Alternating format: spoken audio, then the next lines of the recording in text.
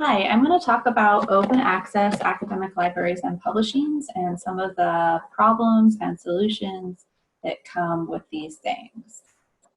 And my name is Rachel Arteaga. I'm a librarian at Butte College. So what is the issue? Libraries have had a shrinking budget for quite a long time.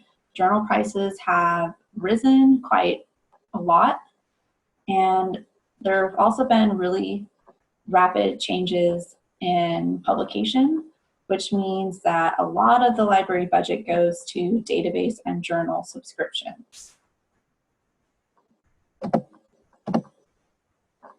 So basically, journal subscriptions cost a lot of money.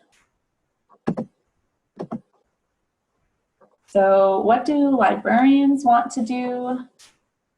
What we worry about is seamlessly providing our patrons with what they need. So if you want to look at a journal, we don't want you to have to go to a lot of trouble to do that.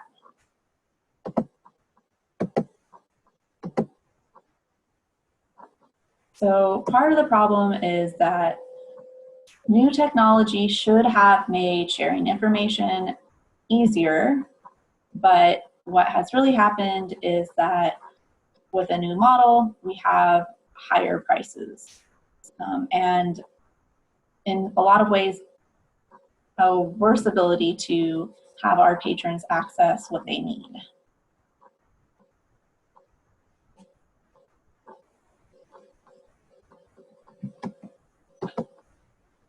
So the problem is actually pretty complicated. Here are some of the factors. So in the traditional academic publishing model, you have the government and public institutions, a lot of times universities, who employ a large portion of researchers. They're doing this work as part of their job. They don't expect compensation when they publish. So they do the research and then they give their article or whatever it is over to the publisher without getting reimbursed or paid for their work. And they do this in the interest of advancing human knowledge. Then once the publisher gets the article, it goes through a process of peer review. And so other people who are experts are reviewing each other's work, and they do this for free.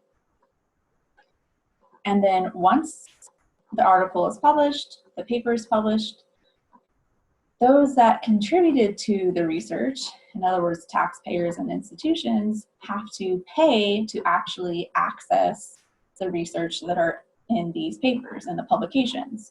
So though the research is initially produced as a public good, it isn't actually available to the public who paid for it.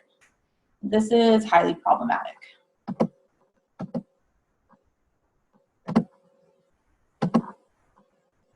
So what is one of the reasons that people don't have access is copyright. So when authors publish something, they transfer their copyright to the publisher. So the journal retains the control of copyright and can restrict access to the articles in whatever way they want. So the information in research and articles, it can't really be replaced with other information. You can't just go find the same information somewhere else for free. Researchers need access to original research. So there's really no way around finding specific research in journals. You have to have access to it if you need it for your work. Another complication or problem is that big journal publishers have monopolies. So there was a study done by the journal PLOS ONE where 45 million documents were analyzed from the Web of Science over a span of time, and the researchers found that the top 5 journals or the top 5 publishers actually account for more than 50% of all papers published in 2013. So these publishing companies have a monopoly on publishing research. Another problem is journal inflation. So Library budgets have not been growing. A lot of times they have not kept up with inflation and have actually been cut. But the overall growth in library funding is about 1.2%. But the average yearly journal inflation cost is about 6%. And a lot of times it's even higher for specific journals, especially if they're well known. So budgets just can't keep up. So how do publishers continue to make a profit? What they do is they sell journals in bundles. So instead of, say, I just want to buy one well-known journal, I can't buy the individual title for a cheaper price. I have to buy a bundle of journals. So even if I try to buy the title that I really want, the publishing company will charge as much or more for that individual title than they would for a bundle. Another thing is publishing companies have embargoes, so the most current issues cost the most amount of money. And again, think if you're doing research and you need access to the most current research about something, there's really no way around it. You have to pay for the most current research. So embargoes can be a huge problem. Publishing companies can also limit access in really kind of creative ways. So for example, the Harvard Business Review, their top 500 articles can't be printed, saved, or permanently linked unless you pay extra for access to those top journals. So for business classes who oftentimes assign these articles for students, it's really problematic because they can only look at it online. And most universities can't really afford to pay the extra money to get access, full access. Publishers can also limit lending. So libraries have cooperative lending, interlibrary loan, and this can be limited. And institutions also, each institution negotiates a price with publishing companies. This price is often based on size and funding of the institution. So Harvard, for example, will be charged way more than a small private college.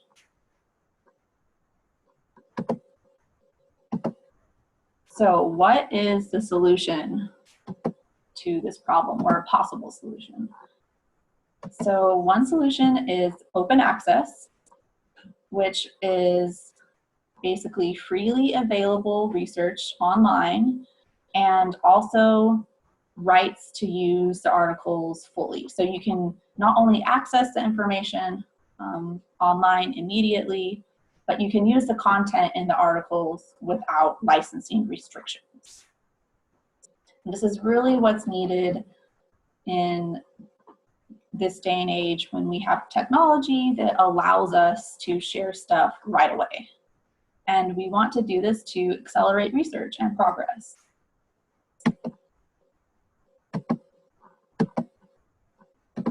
So how does open access work? So for open access to work and be used, you need open access publishing, so a publishing model that is open.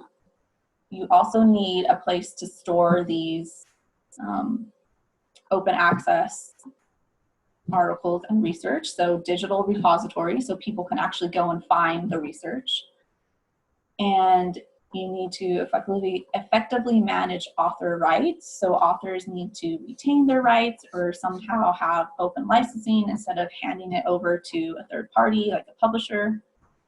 And you need policies that support open access, so either an institutional policy, state or national policy, or an international policy on open access.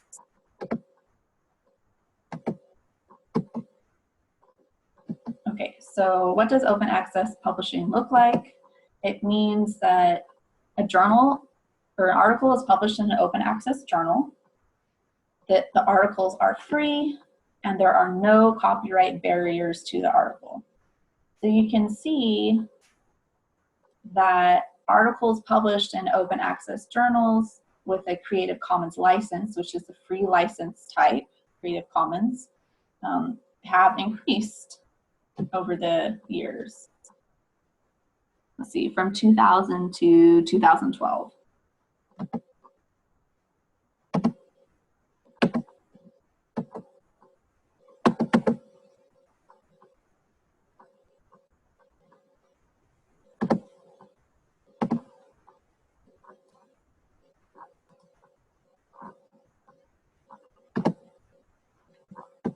Okay, so to store open access articles and research, what you need is a digital, or sometimes called an institutional, repository. So that means that you can put your research into a digital repository that meets an open archives initiative.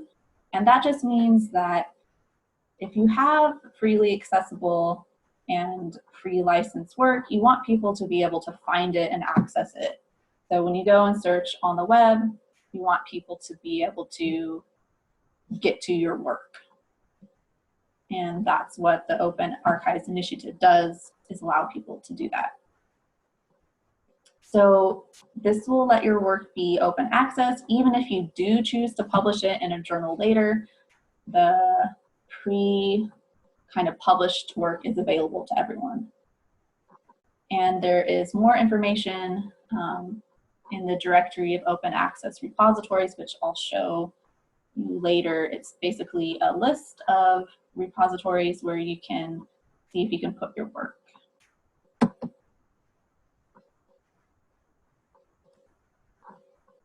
Okay, so the other thing that needs to be done is to manage your author rights. So you don't actually have to transfer your copyright to the publisher. Publishers expect you to, but you don't have to do it. You can use an addenda to copyright transfer, which Spark has,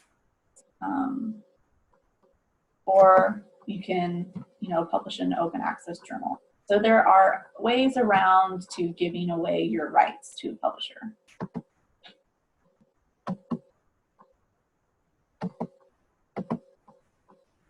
So also, like I said, policies need to be developed that support open access. So institutions can implement policies. A lot of universities have open access policies that makes research more available to the public. And governments can get on board too. So here are some resources that are good to know about open access. So there's a directory of open access journals, and what this does is you can search it and you can find what type of license the journal has, if there's fees to publish in the journal, editorial information. It's a really good resource to know and to look at. There's also the directory of open access repositories, which you can look and see if there's a good place to put your research.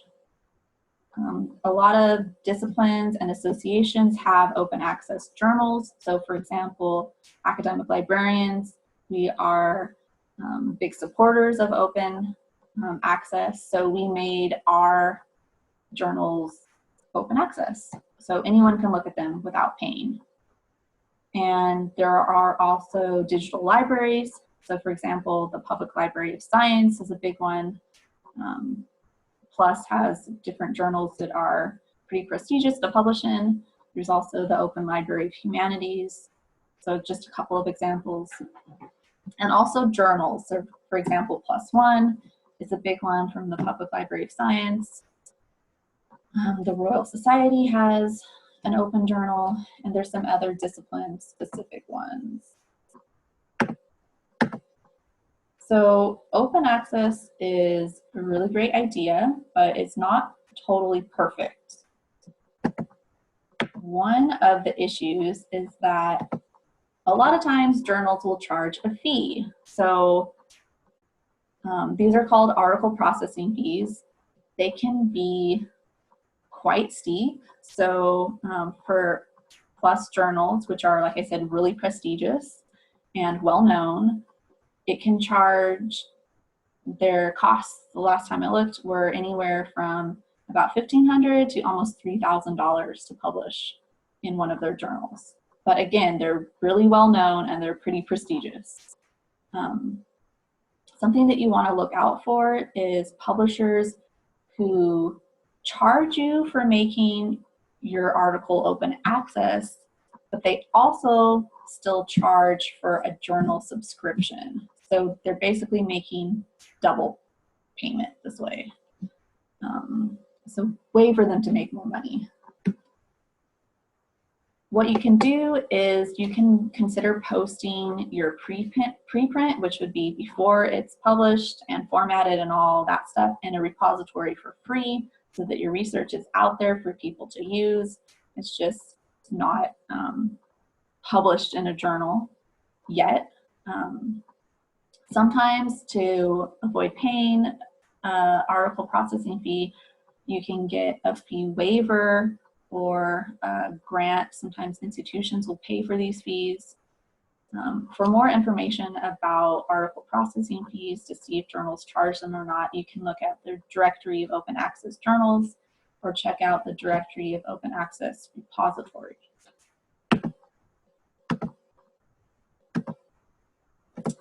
So one of the other things that has arisen with the open access movement is predatory journals. So predatory journals are not legitimate journals. What they want to do is scam you out of your money. So if you are worried about predatory journals, it's usually pretty easy to tell if something doesn't look legitimate.